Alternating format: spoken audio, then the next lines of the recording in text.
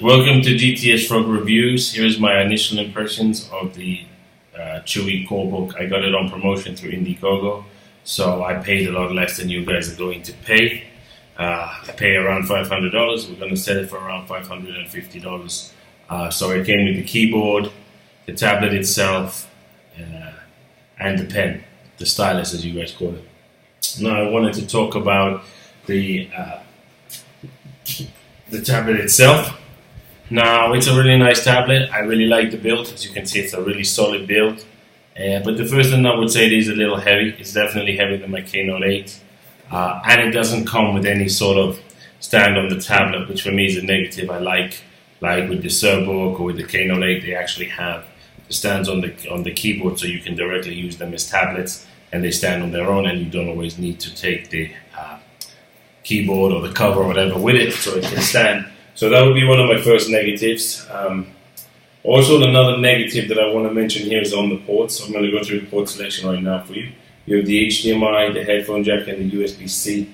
But again, they went the same way with as the Knote 8. They decided to get rid of the USBs, which I think is a huge error on all part of all the machines that are doing it. But we can thank Apple for starting that trend.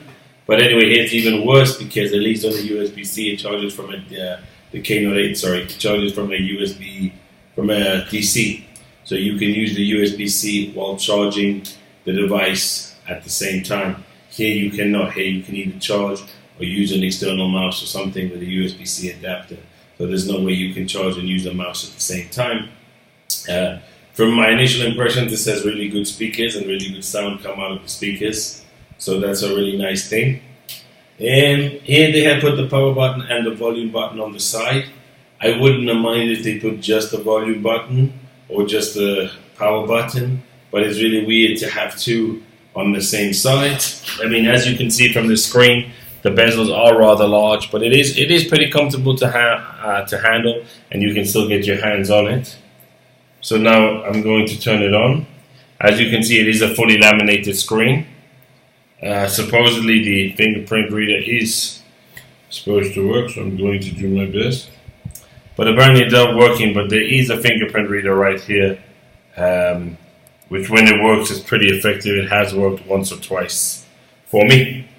So, but most of the time it has to put a pen, and you can do that directly through Windows. Now here we have the keyboard cover, or the keyboard if you want to call it.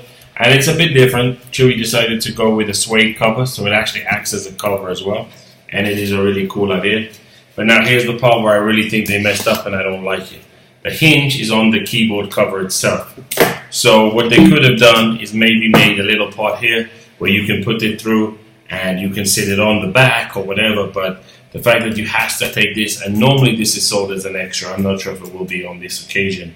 But this is definitely, for me, a bit of a problem because you have to buy it if you want to have the keyboard stand. It was also the issue on the i12. It's also the issue on the i13. So it's one of my issues with Chuwi's, to be honest. And also another negative, when it sits well, but you can only sit at one angle. So you can only sit in landscape mode. You can't move it around or change it. As far as the keyboard goes, it's a very nice keyboard. The mouse is very effective. And it feels like a computer tablet. So again, I'm not a big fan of the suede, but a lot of the companies are doing this. Again, I prefer the Knote 8 keyboard as it's backlit and everything. This one has no backlighting or anything like that, but it is a comfortable keyboard. The mouse is quite effective. And the stylus that they've decided to use is the same as the one on the HI12, HI13, and the Corebook.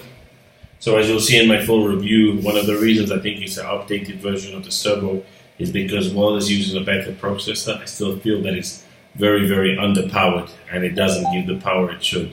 So yeah, that is my initial impressions after 24 hours. Appreciate taking the time to watch it, and continue to watch at your convenience and make comments for me. Thank you very much. Goodbye.